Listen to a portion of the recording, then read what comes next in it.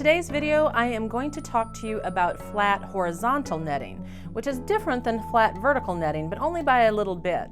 Let me show you what I'm talking about with the beads.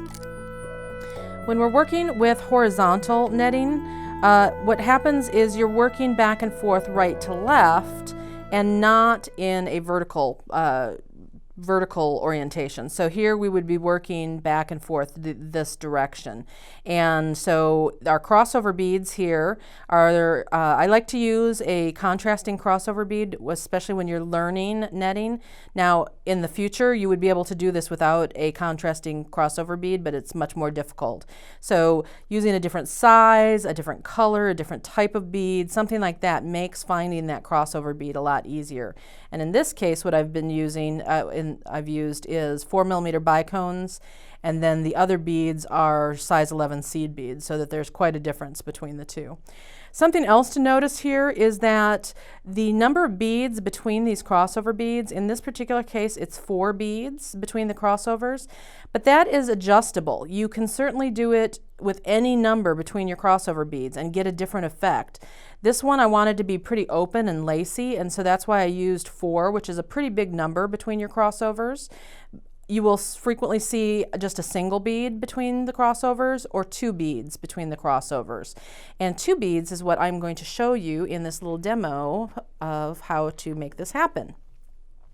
I'm going to start out with a stopper bead, and this is just, I like to use a bead that's completely different than one that's in my project, and it's a temporary bead only, so that the beads that I'm adding don't fall off my thread as I'm working. So I bring it down, so I've got about 4 to 6 inches of tail below it. I just need enough that I can weave it in later. And then I'm going to pass from the tail end back up through that stopper bead again. The thread is going to show on the outside of the bead, and that's totally okay, because like I said, this is a temporary bead. We can move it on this thread like just that, like that.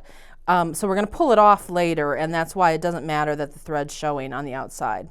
Okay, so let's get down to actually picking up for our first row. What we're going to do is we're going to be working in segments. So the repeat is going to be picking up a crossover bead and then 2 seed beads. And we're going to pick this up 8 times. So here's our 1, 2,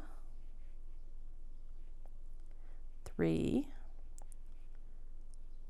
4, let's get those down on the needle. Here's 5, 6, 7,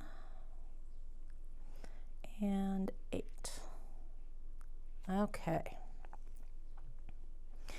You want to kind of take a pause here before you move forward and make sure that you picked up the right number of beads in between your crossover beads all the way along, and that you were consistent, and that you didn't accidentally maybe put in 3 in one spot or 1 in one spot. I actually do that all the time, so that's why I do stop and go, okay, is it all consistent all the way along? And it is.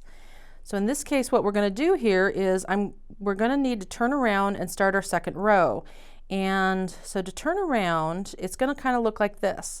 We're going to have a single crossover bead that's going to be kind of our outside edge. And then do you see where this segment, 1, 2, 3, 4, 5, and this segment, 1, 2, 3, 4, 5, they kind of match up. This is why this particular brand of netting is called 5 bead netting, because your repeating segment over and over again is going to be these 5 beads. So it's 2 seed beads, a crossover, and 2 seed beads. And so this segment and this segment match up. So the next bead that you're going to pass through to turn it into a crossover is the one that's right above that. So we're going to pass through the crossover bead, like so. You can hold this in your hand, put it on your mat, however it's easiest for you to get it to work. All right, so there we go. So there's our turnaround. Now what we need to do is pick up another one of those segments. So it's going to be 1, 2, 1 crossover, and 1, 2. So there's our 5 beads. It's going to sit right next to the very same segment of beads again in your first row. So that means that's sitting next to that. We're going to pass through the very next crossover bead, which is right there. All right. And we've got one more segment here to add on this round. So we're picking up 2, 1, and 2.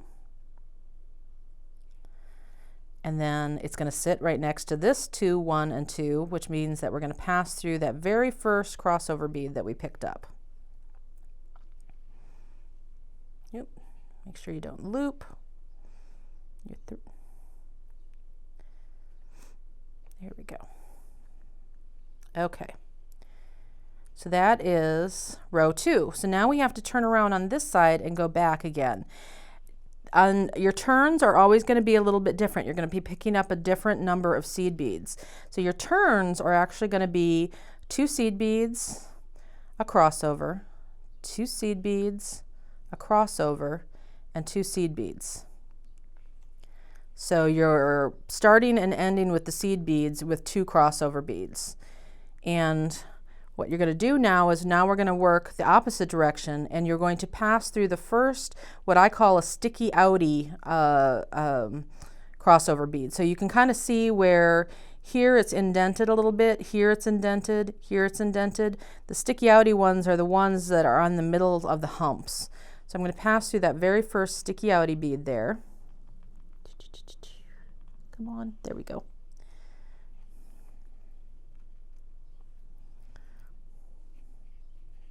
Alrighty.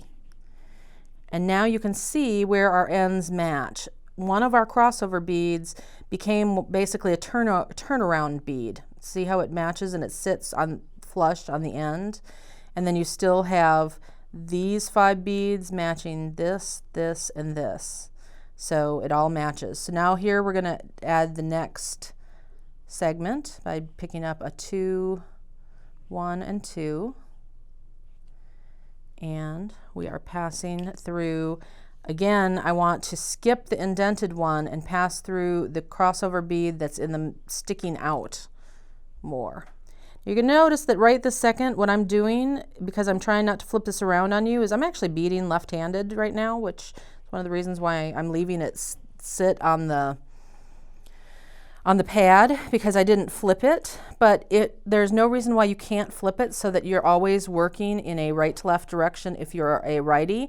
Now you'll notice that I've been kind of awkwardly beading left-handed as I have worked on this pass.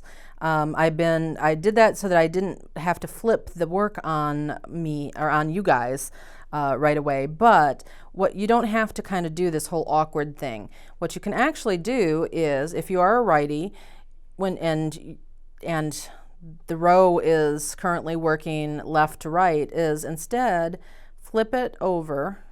And look, now I'm working from right to left. So you can totally flip it each and every time that you're adding a row so that you're getting the best angle on it. So here, to finish this row off, you're going to pick up 2 seed beads, a crossover bead, 2 seed beads. We're skipping the indented one and we're passing through the sticky outie one, like so. There we are at the end of the row. And now we're at that funky turn again. And again, the turn beads are going to be picking up 2 seed beads, a crossover, 2 seed beads, a second crossover, and then ending with 2 seed beads. So again, 2 seed beads at both the front and the end with 2 seed beads, 2 crossover beads there. And now this is where I could awkwardly be left-handed, but instead what I'm going to do is I'm just going to flip this. And now look, now I'm moving in the appropriate direction for me. I'm skipping the first of the crossover beads and I'm passing through the next one. And as I pull there, tighten it all up. There we go. Now you can see where these 2 turnarounds match. And you just keep adding your segments as you go along, doing your turns back and forth. And that is how you do horizontal netting. Horizontal netting is not as common as vertical netting, but there are reasons to do it. So if your designer for the pattern that you're following specifies horizontal netting, you want to make sure that you actually do it in a horizontal manner. Thank you. Enjoy and keep beading.